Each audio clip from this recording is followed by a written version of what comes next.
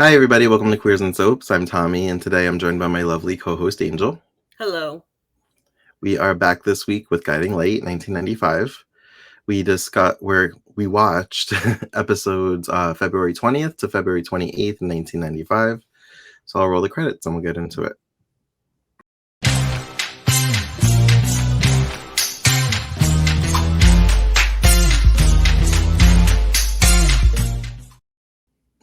So this was a total of 7 episodes, and it felt jam-packed. I don't know if it was because it was February sweeps or if there was a new writer and he was just trying to wrap everything up. But I feel like every time I looked, I was like, "Oh shit! Whoa, what's happening?" Yeah, that's what I'm wondering if it's. I'm wondering if it's just because of February sweeps. Yeah. I know that General Hospital is recently doing that, like wrapping stuff up with the new writers there. So I'm wondering if that's like the same stuff that's happening here and there and everywhere. So. Yeah. I guess we should talk about the Grease stuff since that's so disconnected from everything else. Yeah. So in Grease, Alini, last we saw, what's his name? Is it Christos. It's Christos. See, I wasn't sure if they were saying Christos or Christoph. I'm like, so like, I looked it up. I looked it up because I was like, okay, first of all, I wanted to know who played them, which obviously I couldn't find that either because I know you were trying to find it last time. And then when I looked it up in Eleni's bio on Soap Central, happy 30th anniversary, first of all. It's with a C, so it's Christos. Christos, okay. Yeah, so it's okay. It's like the actor Christos Andrews, but with a C. Okay. So he had demanded that she leave. He wasn't going to negotiate with her, but she didn't leave. She was like, "No, I'm staying." And apparently it's foggy and she can't get on the boat back to her island or whatever.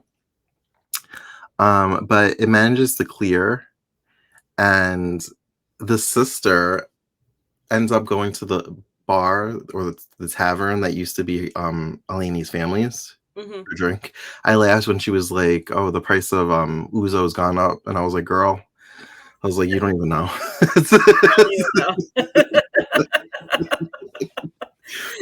Come back in 30 years and let me know how much it costs. Yes.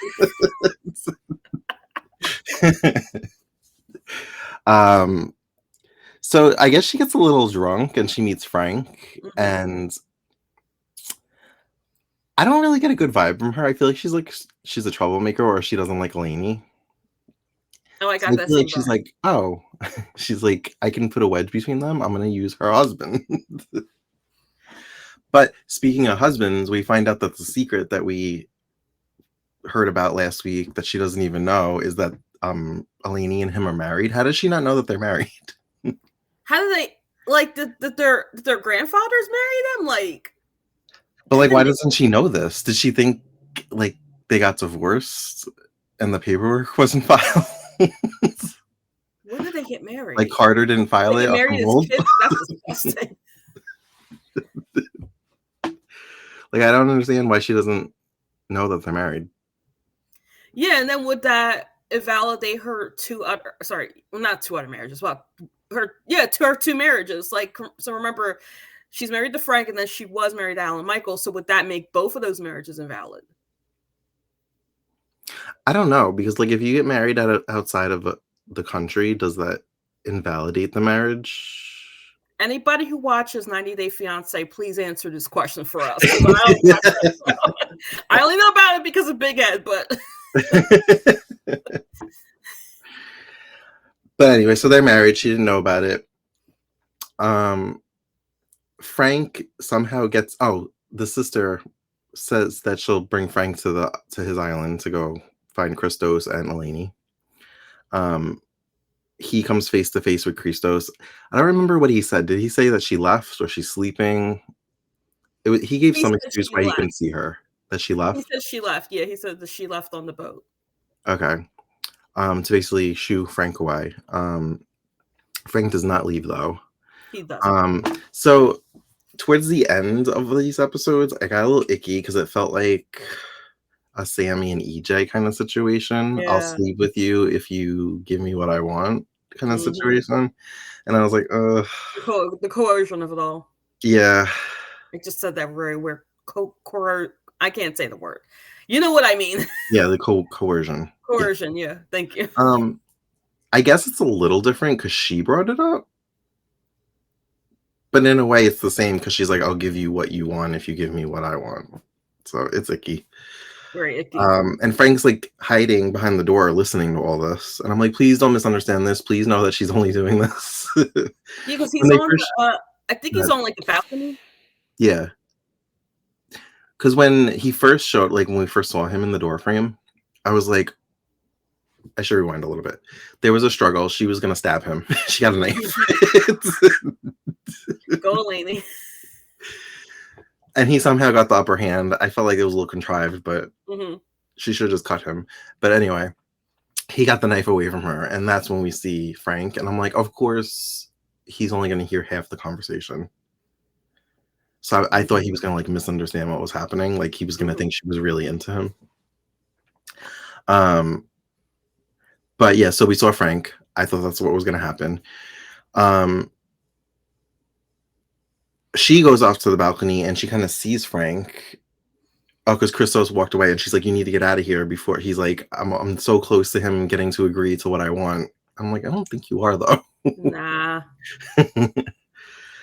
And Frank pretty much has to, puff his chest out, and he gets into a fight with Christos. And last we see, he kind of has him in a chokehold. Not a chokehold, but he has him like his arm behind his back. And he's demanding that they let them leave. And so I started thinking about this. I'm like, as far as I know, Greece does not have like a monarchy. Like there's no kings and queens. He's a wealthy family, but he can't hold them there legally. No. I don't think. But yeah, what are your thoughts on that situation? I want to point something out that I found while I was doing my research, figuring out how this man's name is spelled. We are at the tail end, the very tail end of Melina Kanakridis is around as Eleni. March 1st, the next episode is her last episode. So I'm wondering, and I did notice that like she got replaced with Wendy Kaplan. I wonder how much of that is related to her pursuing prime time, because I remember she was on NYPD Blue after this. All right. So maybe. Yeah, one more episode with Melina, and then about 6 days later, it's Jennifer Rosell. Oh, really? So this is Melina's last storyline on Guiding Light. Right. So we get her for one more episode, and then March she's 1st. Yeah. Oh. Yeah, I'm sad. I love her. Started in '94. I love this, and this is our first. Well, okay, Dylan obviously, and Gabrielle kind of counts, but you said that with this this is our third exit in less than 2 months. Well, I feel like we're gearing up for more because I don't know. We'll get to it later, but I don't like the way the dialogue sounds with Jilly. I feel like California's happening, and I'm like, but we'll get to that when we get to that story. Yeah. Also this week, watching it, not to dive into Jilly's story right away, but seeing Jilly, I was remembering that she was on Passions now that I know who she is. And I was thinking about all of like the big name actors that went to Passions, and I'm like, they were probably like, what the fuck did I sign up for? Because they got a few like known actors, and I was like, I guess a paycheck's a paycheck. Hey, look. Like they had Louis Theroux. They had Robin Strasser, they had John Riley, like they had name actors. They're probably like, what the fuck? Remember, John Riley was a recast for a very important, sad reason. So yeah. But anyway, back to Guiding Light. And then Amelia Marshall. I can't talk today. Amelia Marshall was on All My Children for a while too. Who's Amelia Marshall? Who played Chili? That's Chili. Yeah, Chili. Oh, I didn't know her name. Yeah, she was on. She was on All My Children for a while, and this was really after Guiding Light. Really? Oh my gosh, why am I forgetting her name? Oh my gosh, her character's name. I think she was a Kiefer. I think she was Keith Hamilton Copp's sister on the show. I don't know all I my think. children that well at I all, think. actually. Oh my gosh, and that was the era when I was really watching it. Like, that was the shit. All my children in '98. Um, so it is the next morning after Holly basically begged Roger to let it go if he wants them to have a chance together, and he had Mhm. agreed, sort of. Sort of. But now it's the next morning, and he's like, I can't. He's like, I I can't do can't. Can't do that. that. So it's basically the same conversation just over and over again, like her saying, like, if you want us to have a chance, you need to let this go.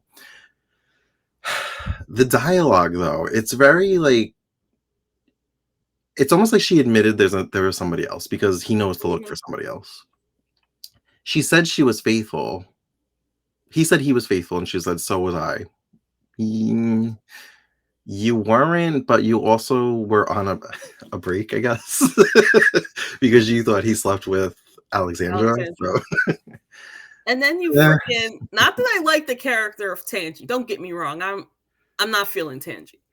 I don't But really you have strong feelings for or against her. I feel bad that if like she got a lot of hate mail because that's sad. oh yeah, I wouldn't I would never do that to an actor, but like I don't know, I'm not feeling her. It's not that I don't like the character, it's just that I'm not feeling her either. But you freaking send Tangy out of the country on an assignment. You freaking fired her and rehired her like all the time just to keep this affair at bay. Like Right. it was not even an affair. It was like a one night. Well, no, it was a one night stand at the time, and then it became an affair. But Tangy It was was out a one Tangy night was out. sexual encounter, but it's kind of more of an emotional affair now Mhm. because they clearly have feelings for each other. Yeah. Um, so she's basically alluding that there was something did happen, but she was faithful. I'm like, that contradicts that. Like, I It's don't under. incongruent. It's incongruent. Like it doesn't go with each other. So he's a dog with a bone. He's like not gonna let this go. Um, she gets a phone call from Fletcher that Tangi's back in town, and I'm like, here we go. So she goes bolting to the airport. She's got to meet her at the door. And this is pre 9/11, so the security wasn't as fast. So she went right to the gate, probably. Oh yeah. um, and she's basically like reiterating, she's like, you're not going to say anything, right? Because she's like, bitch, I'll send you out the country again. Oh, I will put you back on that plane and put you to another country. Like that's how much I don't want you here.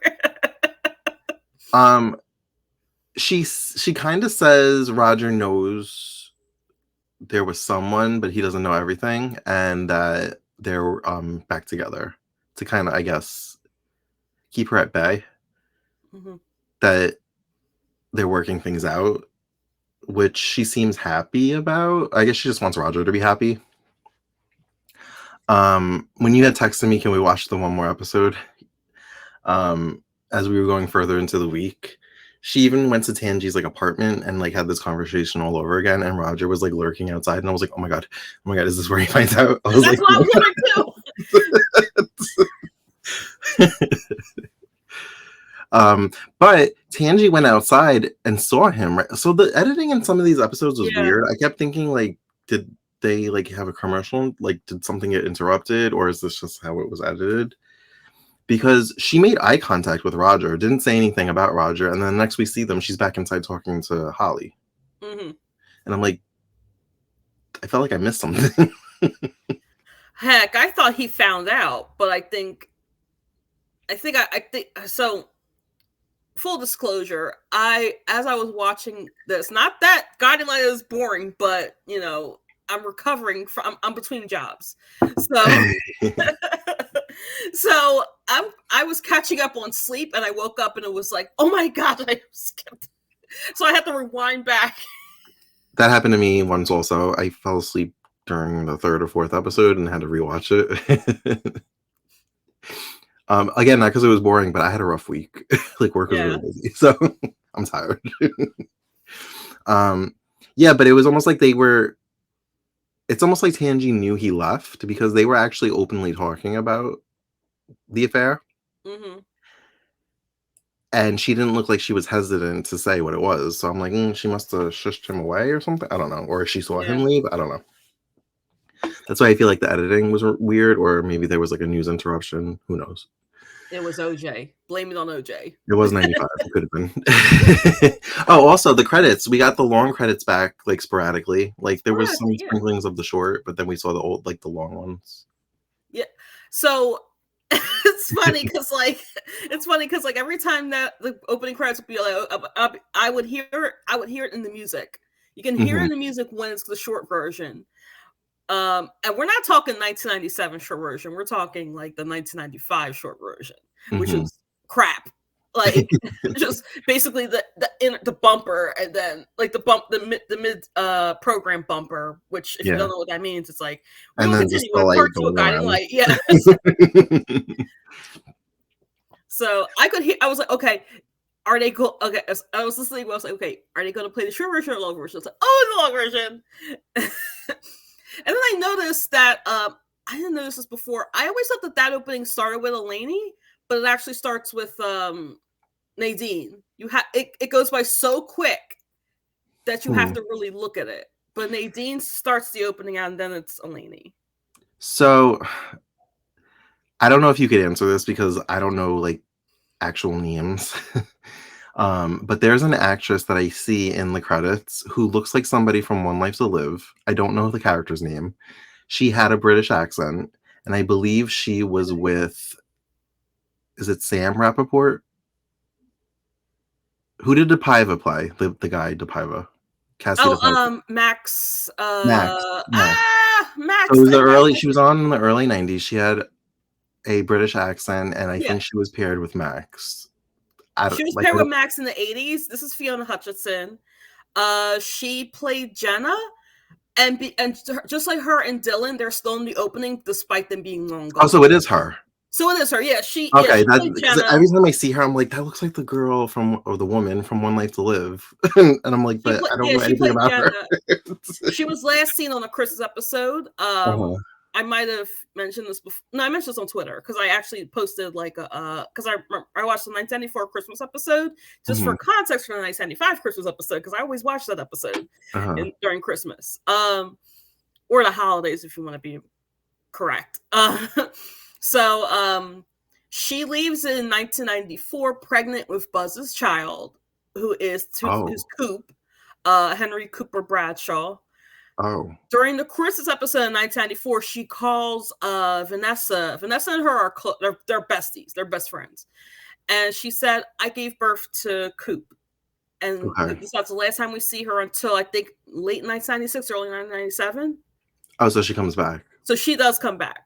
Okay. Um, Guiding Light admittedly is bad at updating their openings. So I didn't blame them for now at the time when I was watching in 1997, 1997, when they shortened the opening, I was like, oh man, because like I remember way in the past, my mom used to watch Guiding Light sporadically, Hmm. but in the past, that opening was just my favorite opening when she would watch it, and I barely remember a lot of the episodes from when she was watching. But when I started watching it on my own, it was like maybe early 1997. I think the switch happened, and I was disappointed. But then, first of all, they keep changing the music, which yes, they still did that. They did that on My Guiding Light too, which Uh-huh. is the opening in the 80s. Uh-huh. That entire opening was just like you have the original version, and you have the remix, and you have the melancholy version, and you have this version. They were they tried to do that with Hold On to Love, which is what this opening is called, Uh-huh. and I think it failed. I think also they had too much change behind the scenes, and then when Paul Rauch came in, they're like, okay, fine, we'll just shorten the opening until the end. Hmm. So Well, one thing about Guiding Light, they weren't afraid to try new things, yeah, even if it was a flop. mm-hmm. um, Spaghetti. yeah, right. Well, before we go back to Guiding Light, one thing I read on Twitter this week: Steve Burton was never credited in his last run on GH. I think I read that he never made the credits from 2019 to 21. And I'm like, really? That seems odd. Wait, the opening credits? Yeah, like Oh. the ones that they have now where they just like flip the picture. They Oh said that my he never. gosh. I never even noticed that. I read that. I was like, really? I was like, that seems odd. One of your biggest stars never made the credits. They But need to anyway, get new pictures. you have Like, to look a into few that. credits on there, and then who else is But in back to Guiding Light. So, totally forgot this was happening, that Matt and Vanessa were throwing a party for their relationship. Hey, look, it happened so quick, I thought it wasn't gonna happen. I totally forgot that they even like mentioned they were having a party from the last time that they were out for Valentine's Day, I think it was. Yeah. Um, so I was like, oh right. It's basically the whole cast is invited except for Roger and Mhm. Holly. I think they were the only two that didn't show up. Yeah. And Tangi. Oh, Tangy, of course, yeah. Wait, did she? No, She wasn't there. no, she wasn't there. She um, she is important to a single scene, but, like, we'll get to that, we'll get to that. um, yeah, and I was like, wow, I miss those days when the whole cast would be able to go to a party. I never thought about budgets that they would actually have to pay them to have all those actors there.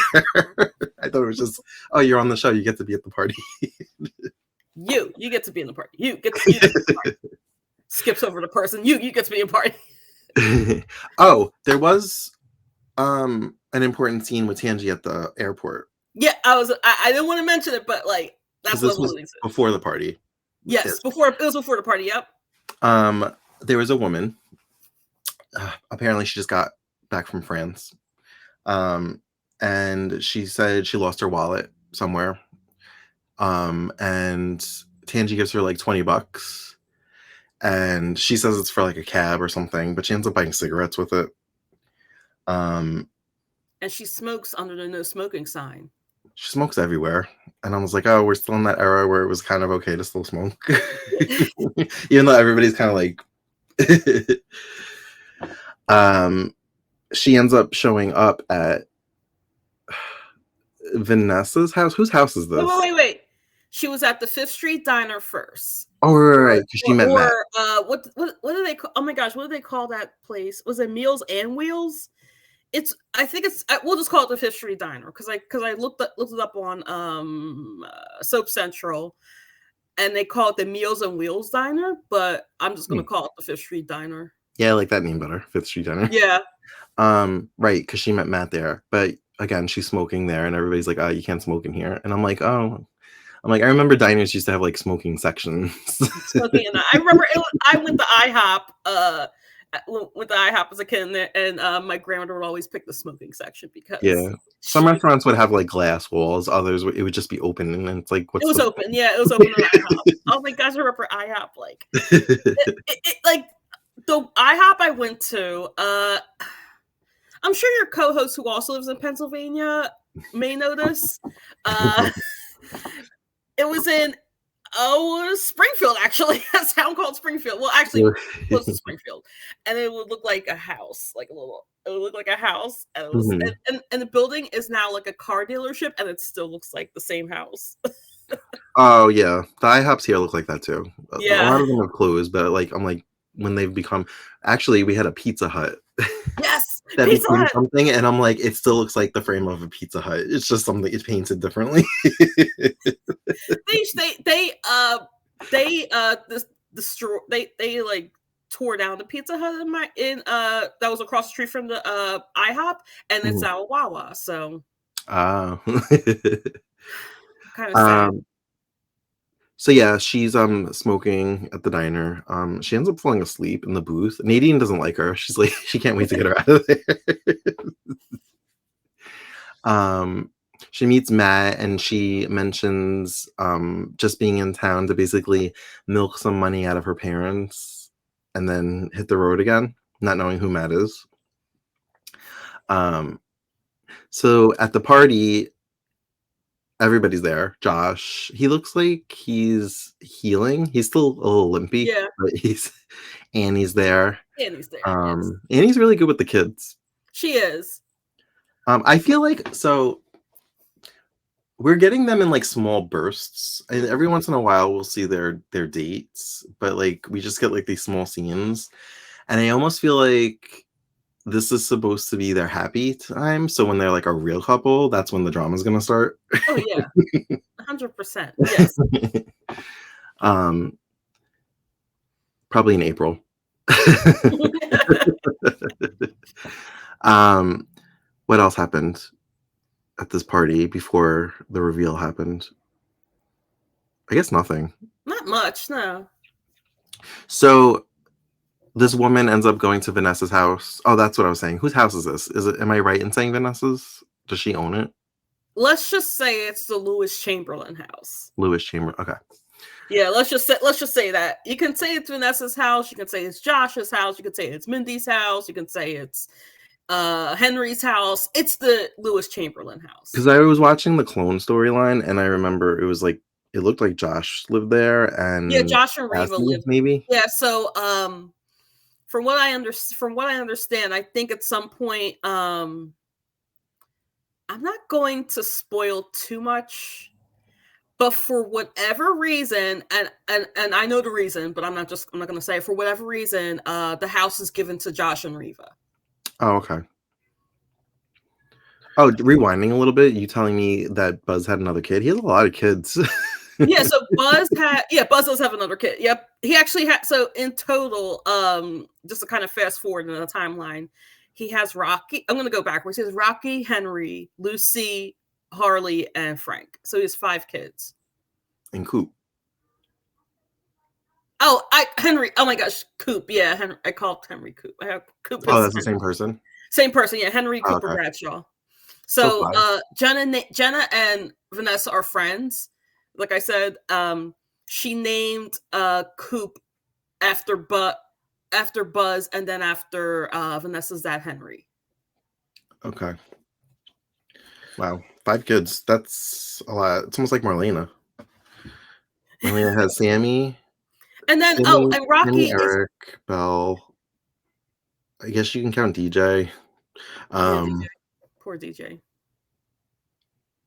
oh, I guess that's it, right? 4? And then if you count Carrie, and then at one If you, point Cassie and Rex. At one point she had like 7 kids. well, Brady kind of counts Who? because Bella's dead. Who? Brady, Oh, Brady. Wait, did I count he him? kind of I did. counts. Yeah, 8.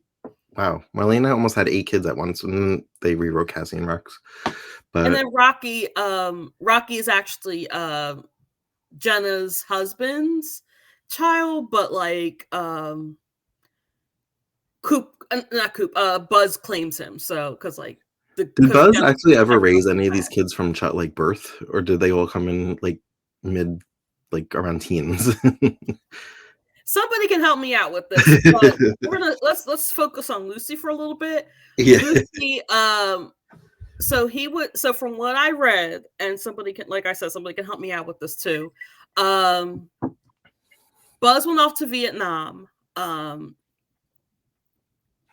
Need At some point he left the family when he was supposed to come back from Vietnam, Hmm. and he was with Lucy's mom, who I don't think we ever met Lucy's mom. When he came back to Springfield, because when he came back to Springfield, came back to town, first they had to play that beat with like, oh, you left Frank and Harley all by themselves and that sort of thing. Hmm. Nadine actually also left them because she wanted to be a movie star. Hmm. So they were basically orphaned together. Oh. Um, the way that they found out that Buzz wasn't dead was that, so the Vietnam Memorial. Hmm. They actually filmed it at the Vietnam Memorial. They actually filmed a reveal of Oh, the Vietnam Memorial. Harley looked for Buzz's name and it wasn't there, meaning really? that he was alive. Oh, wow. Yeah. Huh. That's interesting. Yeah. Um, so this woman shows up at the party, and Vanessa says it's Dinah. Dinah Adele Chamberlain Marlar. Yes. Now, it sounds like from what I got from the dialogue, Vanessa gave her up for adoption. Mhm. Did we see her as a teenager before she went away to school at all? Yes, in the '80s. Mm, She was with, Cameron Stewart, who was played by, oh my gosh, Ian Ziering from 902 before oh, 90210. really? Yep. So So he was so Ian Ziering was a teenager for a good 10 years. so did, it wasn't this actress that played her as a teenager, it was a different No, actress? it was, first it was I'm gonna it's I'm probably switching the 2, but they were played by Jennifer Gotti and Paige Turco in the Oh. '80s. Oh, okay. I forgot who was first. I think Gotti was first, and then Turco was second, or Gotti was second, and Turco was first. I don't know. I saw it, and then I just didn't retain the information. Help me out in the comments too about that. But Gotcha. yeah, I don't want to go too much into Dinah's backstory because it's a lot. Let's just Um, say it involved the circus. oh. Yeah, and a lot of abandonment. Okay. Um, so she's lighting up again, and everybody's kinda making faces.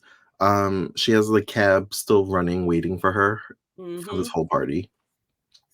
Um, she she kinda comes off a little pretentious, Oh yeah, she's like but the minute she sees her father, she, becomes American, and she's like, "Daddy," and she drops that whole facade. I love This is how I found out that Ross is her father, didn't know that. I love when Ross and Dinah reunited. Like, I love when she ran to him and jumped into his arms. Ah, that was so good. Yeah, I gotta admit, I'm not really liking this, whole facade she puts on, um, but Ross did make me like her a little bit. Mhm. I was also trying to gauge who she was gonna have a rivalry with.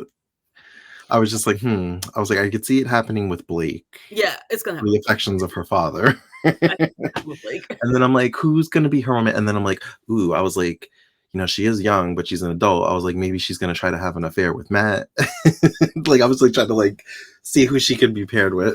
The fact that I already know, I'm not gonna mention anything, but she, uh she was with the person that she might be marrying later on this year.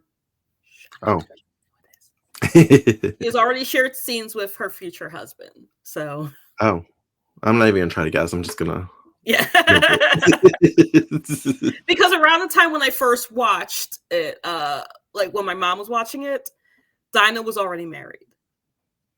It's funny because I haven't watched a lot of Gina Tognoni in the role, but I just can't picture her acting like this. So I'm like, Gina I mean, she very well could have, but I feel like the character probably evolved a lot before Gina took over. Oh yeah. She evolved, and then But I was, trying to picture Gina acting like this, and I'm like, I can't, picture her doing this. have you watched her as Kelly on not All My Children? Wow, One Life to Live. I've seen scenes. I mostly just know her from her stint as Phyllis, which I know probably controversial, but I prefer her as Phyllis than Ah, no. A lot of people are tired. I think even Michelle Stafford was tired of Phyllis. But, oh, so she sees Matt, and I feel like she has the same conversation with him twice. She, reiterates both times. I was just joking around about the whole milking my parents for money." She's like, "But don't tell my mom that because she doesn't understand my humor." She has French humor. Oh, we. Yeah, but she says it twice, and I'm like, "You're putting a spotlight on this." I'm like, "The first time, if you said that to me, I would be like, oh, okay." But if you're doubling down on it, I'd be like, why are you bringing this up again?" So I'm like, "You're doing too much. Rein it in a little bit." Vanessa thinks that she's gonna end up staying at the house, but I guess Dinah thinks that Ross is an easier target, so she wants to stay with him. Well, Plus, I then don't think she likes also, Vanessa as much as she likes Ross. oh yeah, she has huge mommy issues when it comes to Vanessa. Yeah, Because Vanessa was the one who gave her away. yeah. Ross didn't know about Dinah for a while, for years, I think. Mm.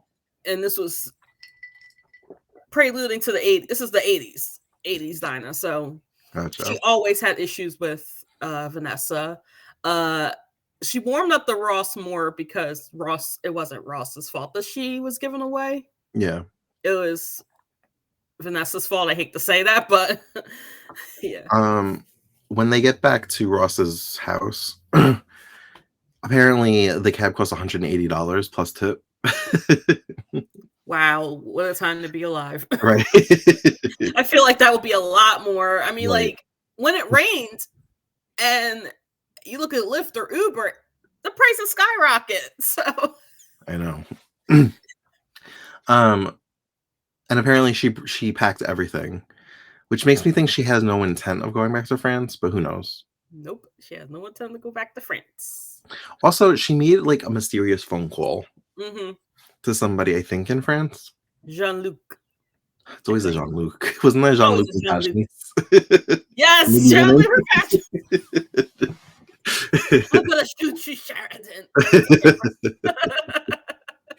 um, and I don't know if he's a con artist and she's slightly a con artist, but she basically says she's going to get the money, or maybe she owes Both. money Yeah, to they're both somebody. Who con knows? artists. Well, you probably know, but I don't. I look. Her beginning story. I'm not like as well versed Familiar. in, but I just got the feeling that they're both con artists. Um, yeah, so she has a lot of suitcases. It basically takes up the whole Living living room. room. Yeah. Um, she says she's still on like Paris time, so she's like she's probably gonna stay up all night, and they're like, "Well, help yourself to the kitchen and the TV, whatever." She ends up going out, and again, this is where I feel like it got a little like the editing maybe, but the next episode, it's like the next morning, she's sneaking back into the house, and there's dialogue that implies that she had breakfast with Roger. Did we see that, You or did I must. fall asleep? Yeah, you might have fallen asleep because we are shown Oh, Dinah okay. and Roger having, I guess, breakfast because it was still dark outside. So Hmm. but it was shown. It was shown. Okay, then I must have dozed with that part. I guess I didn't rewind far enough. Um, so what was the point of that? Was she trying to get money out of him? Did I forgot what the Roger angle was because there is definitely the Roger angle.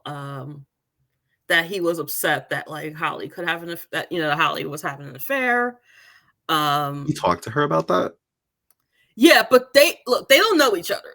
They They don't? absolutely do not know each other. Like Roger was dead at that when Dinah was in town in the 80s. So So did they just like happen upon each other and had they just breakfast happened together? upon each other. Like Dinah Oh, was staring at Roger from afar. was it at the diner again? No. Oh, It was Towers, I oh, think. okay. It was Towers. Or wherever rich people hang out in Springfield. I don't know. I know it wasn't the country club because the country club comes later. So um Okay. then they have a conversation. I think they don't know each other's names. So in fact, nobody is I'm skipping ahead a little bit, but nobody contacts Roger about having breakfast with Dinah, but the reporter contacts Dinah about having breakfast with Roger. Okay. So Hmm. Um, I gotta say, I think I may have said this the last time. Mindy's annoying me. oh yeah.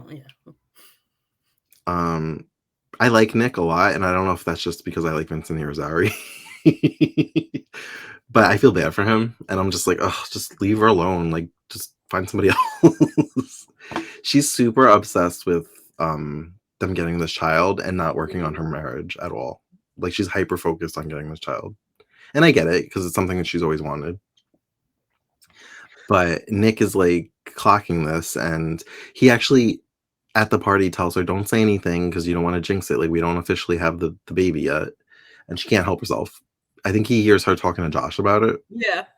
Which She, that I understand because Josh's family.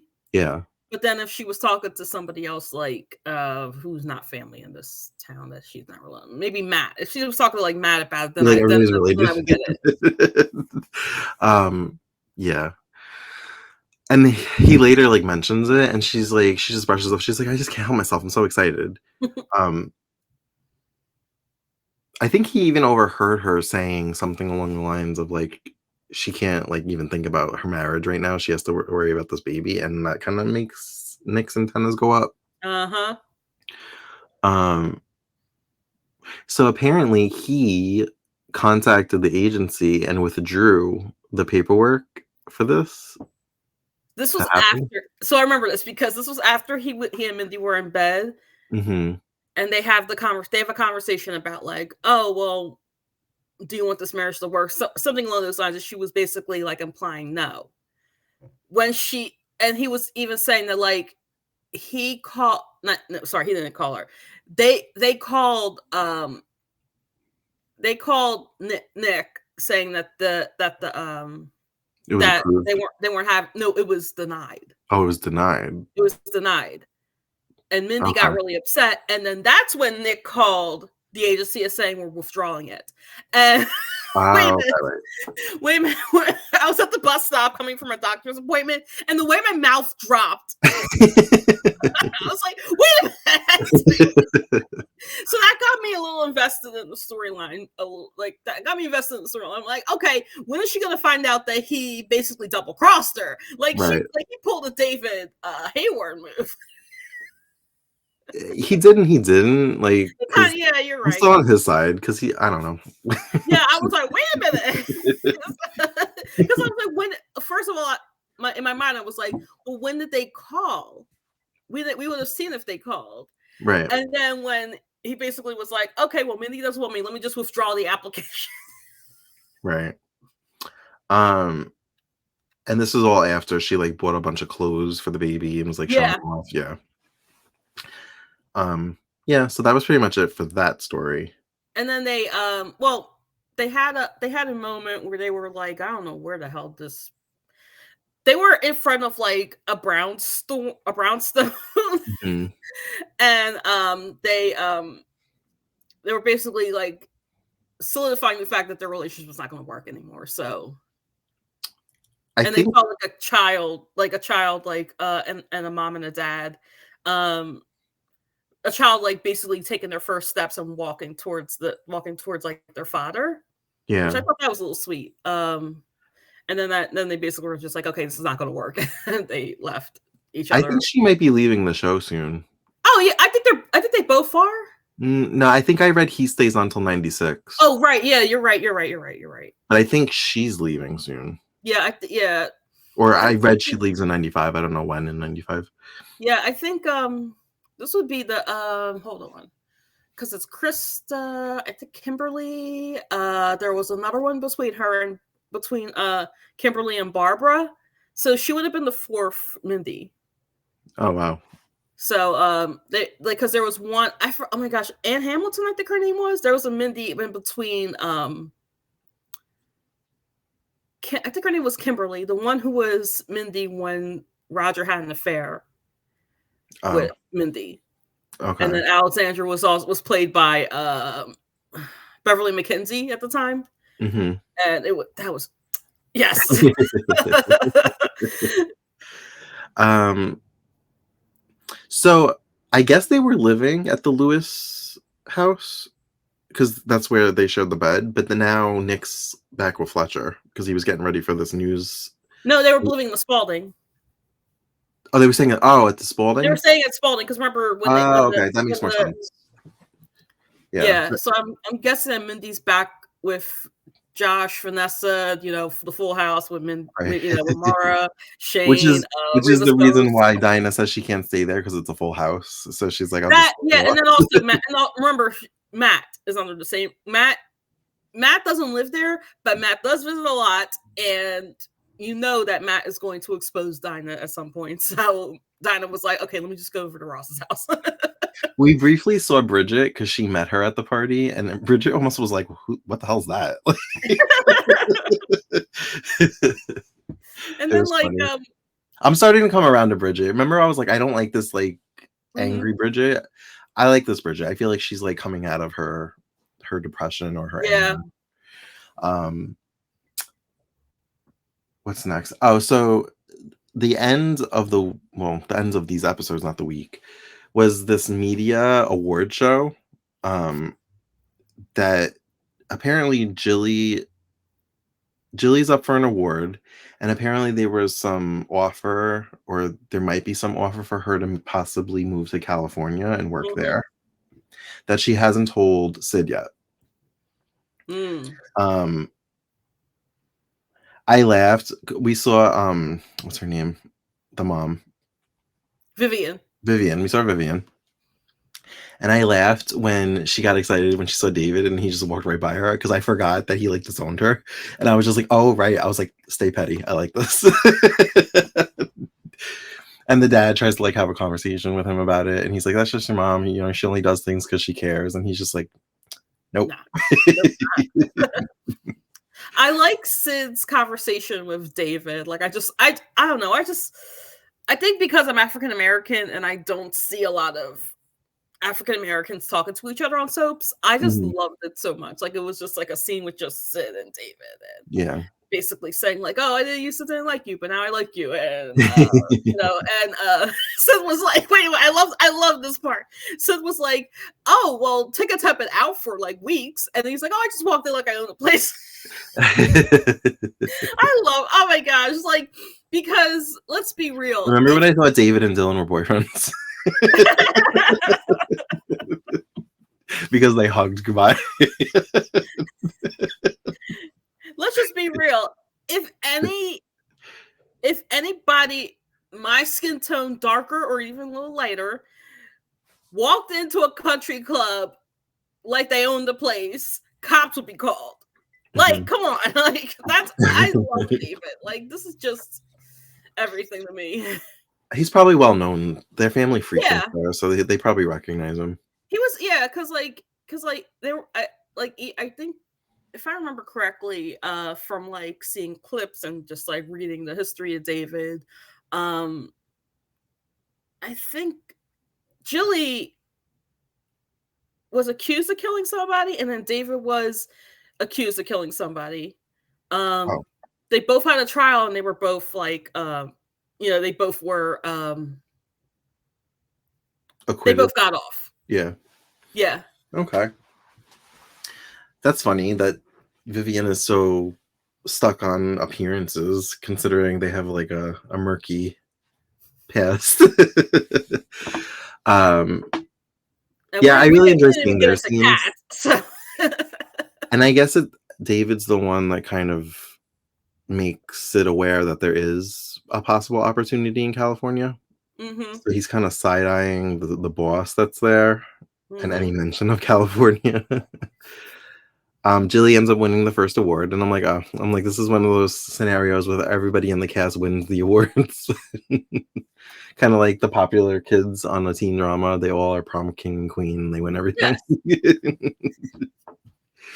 um, so Jilly thanks Roger, which forgot for a second she even works for Roger, and then she thanked Yeah. Holly. Rewinding a little bit, Roger is so petty. Yes. He typewrited. He wrote a note I on a wrote. typewriter for Holly at the awards to put under her program, making it look like it's from Fletcher. It said, Roger knows about us. Meet me at my place tonight. And he had this whole fantasy of her going and him following her to find out who the guy was.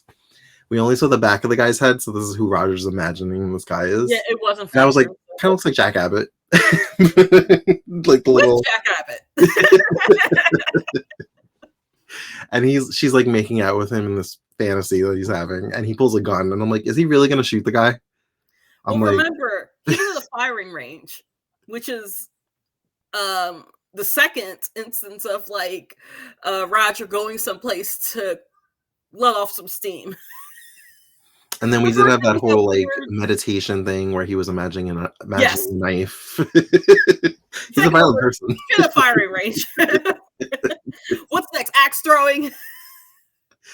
Oh, to really rewind all the way back to the beginning of what we watched, the conversation he was having with Holly, I laughed because he's like, I preemptively forgive you. And I was like, the minute she tells you what it is, you're going to be like, slut.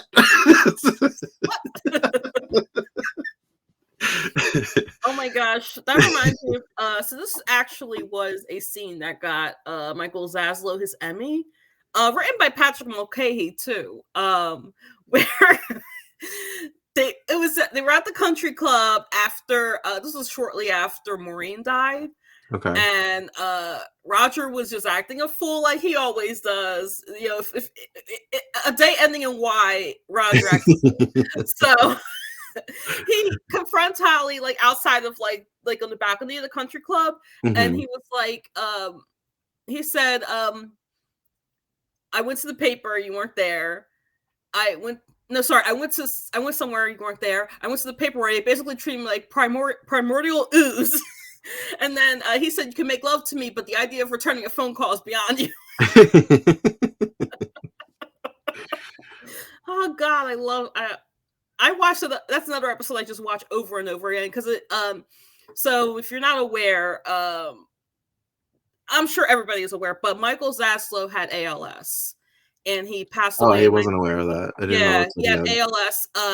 He basically was forced off a guiding light due to his ALS. And if you're watching the episodes of 1997, you can kind of tell that he's kind of. It's sad. It's really sad. Deteriorating a little bit. That's good. Yeah, that it's happening. He got forced off the show. The executive producer in charge of production basically called him a wheezing old man.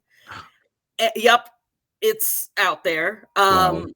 And Jill Farron Phelps, in one of the moves that I can't side with her, she was at One Life to Live at the time. Mm-hmm. And so Michael Zaslow's ALS wasn't as bad as what was portrayed on One Life to Live. Basically, she was like, okay, you played a character in the 1980s called David Rinaldi between your stints at Guiding Light. Let's bring him back with ALS, but you basically are like, so you know how Stephen Hawking has like the wheelchair with the... Mm-hmm. So they basically did that with David Rinaldi, Michael Zaslow's character. Okay. And he played the character until he died. Okay. So he was only on there for maybe like less than a year, and then the character, well, they wrote the character off. I don't know if they even like gave him an exit, like even like a talking exit, like David went back to rehab or something like that. Okay. But he died in 1998. So wow. I didn't know that Jill Farron Phelps ever was at One Life. Yeah, it was kind of a. You remember the Rappaports, right? Yeah. That was her. Oh, really?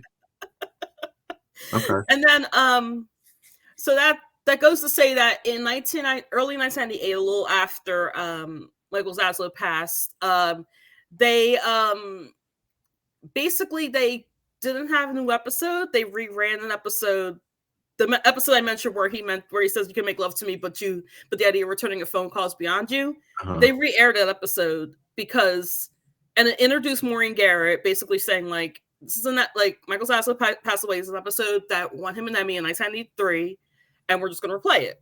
Okay. And then it also bookended it with Maureen Garrett. So. Okay. So at the award show, Nick and Fletcher have like a private conversation, and he tells him that he was telling what's his name? The son. Fletcher's son. Ben. That he was having a conversation with Ben, and he was basically telling him how he may not be an affectionate guy, but he always stands up for what's right, and he always like attacks something that's wrong or whatever. And this gives Fletcher the courage to basically be like, nope, gotta tell Roger right now what's going on. Which I get, but like, you're not the only one involved in this. Like, you really should talk to Holly about this before just doing it, because you're about to blow her life up, pretty much. Yeah, basically. But side note, I keep forgetting that Fletcher has a son named Ben. Like when he pops in, it's like, oh wait, but he does have a son named Ben. He was later played by Matt Bomer, who went on. Yeah, I'll never remember his name until Matt Bomer shows up. Yeah, but and then I vaguely remember he was in the 1995 Krista episode. I was like, who's this kid? And I'm like, wait, this is Ben, because they wore the same coat.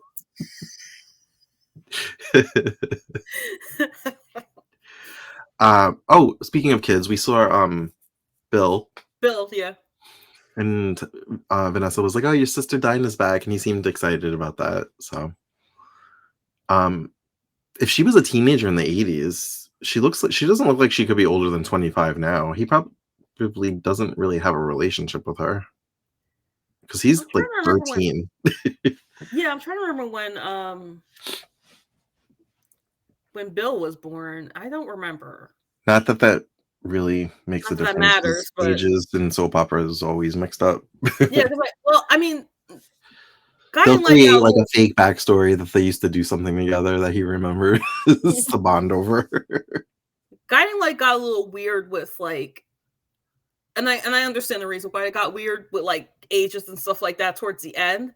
I Mhm, feel like this is pretty consistent with like what we're like what because like Bill is supposed to be older than Mara and Shane, which that makes a lot of sense. mhm. I think Ben and Michelle and Bill are supposed to be around the same age, but Yeah. we never really see them together. We see We did Bill see and Michelle, but not yeah, Ben. yeah. Um, but yeah, I just wanted to bring up that quick little scene, but back to the award show. Roger keeps, like, eyeing his little note that he put because Holly, like, switched her seat 'cause she didn't wanna sit next to Fletcher, and he's like, "Damn it." Foiled again. So he makes the guy that's, like, sitting there, like, put it by her program. Um, Fletcher makes, Nick tell Roger that he wants to speak to him outside to tell him everything about Holly, and he's like, "He can't tell me anything that I don't know about Holly." It's almost like he doesn't even view Fletcher as a threat. Hmm. So, like, his relationship, like, it's not Fletcher. Can never be Yeah, him. because like honestly, somebody who has a lot of attention to details myself, I would have been suspicious about the fact that Holly wanted to switch seats with the guy because she was sitting next to Fletcher. I was like, wait a minute, huh? Hmm, let me Mm. see. Yeah, I would have too. I'd been like, "That's weird. Why did she do that?" Um, Nick goes back to Fletcher and says he doesn't wanna come.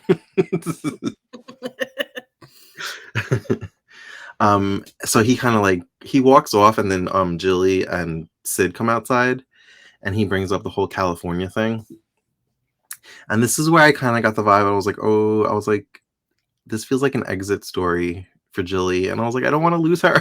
I like her." I love Jilly. I don't know if I'm right, but I remember you saying there was, like, a mass exodus this year, so There's I'm a like, mass "Oh, exodus, and some people come back. So okay." or enter the show. I don't. Yeah. Yeah. So I don't wanna lose her. I don't want to lose her either. Um, so Holly reads the note, and I guess she goes to look for Fletcher, Hmm. and how did Roger end up outside? Oh, Fletcher just went and grabbed him, right? Is that what Yeah. happened? Yeah. That's what He was happened. like, "Fuck this, I'm just gonna get him myself." And, they Holly ends up winning an award, but because she's not at the table, Nick and Tangy go up and accept the award. He's like, Yeah. "Obviously," he's like, "Obviously, she's not Holly, and I'm not," who was the other one? Fletcher. Oh, I'm not Fletcher. He's like, ironically, he's like, "They weren't there the night of the fire either." I thought that was a funny joke. So he accepts the award for them. And outside, Fletcher's like, "It's me. I'm the guy." And we see Holly kind of like standing by a door frame, hearing everything go down. And I'm like, "Oh shit." I was like, "Of And course that's it's a gonna be on." cliffhanger and a half. So yeah, jam-packed week. Week and 2 episodes. Yeah. Did I miss anything you wanted to mention? What was I gonna mention? Hold on, there was something like the tip of my mind. Oh, when I mean this is worth being skipped over, but like just the interactions that Dinah has with Blake, Hmm. where she was like oh yeah, like don't talk to me until I had 2 cups of coffee. I think it was like 3 cups of coffee and a shower, and then she just Hmm. walks off. Yeah, you can tell Blake's trying to like bite her tongue and behave Hmm. because she just got here and it's her husband's daughter. And But then there was that's only gonna last so long. yeah. And then there was an argument between well not yeah, you could call it an argument between Vanessa and Ross about Dinah. Yes. Yeah. Yes, a whole argument. Which because I didn't know that Ross was her father until she was like, "Daddy."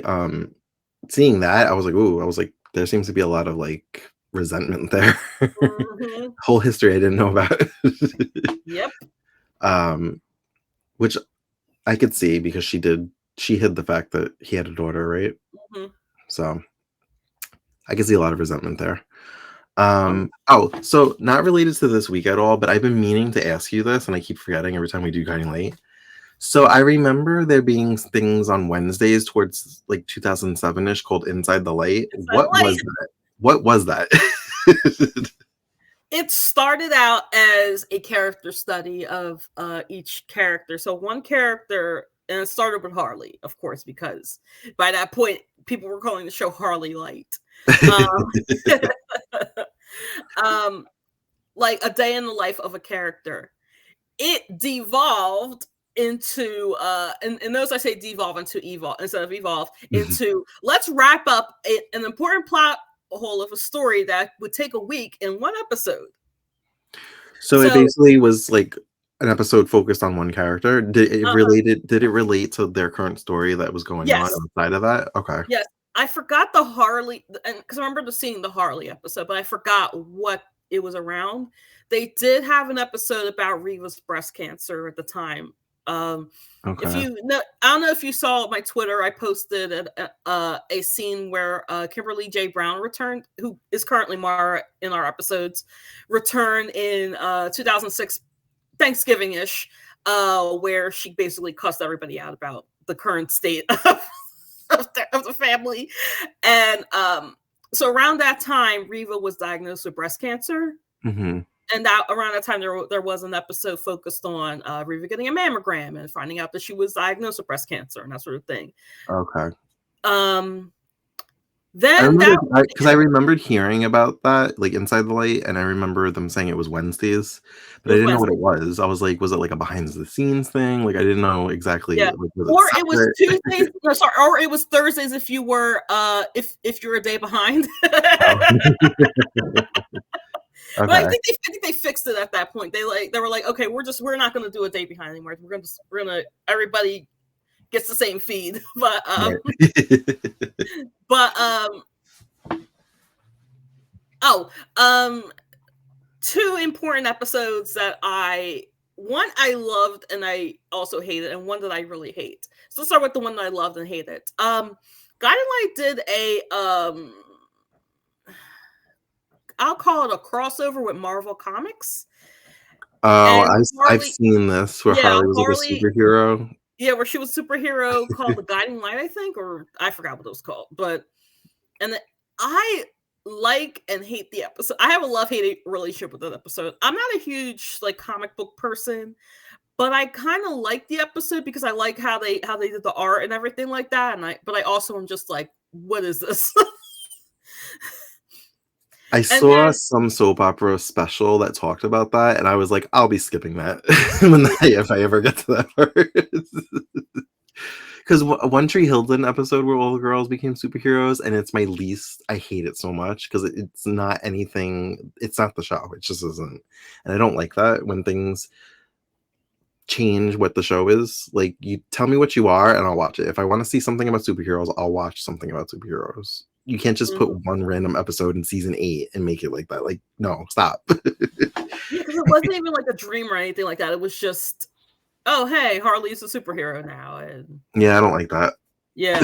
The second one, we're going into a little bit of spoiler, actually a lot of bit of spoiler territory. But if you're aware that Jerry Verdorn was on One Life to Live, Hmm.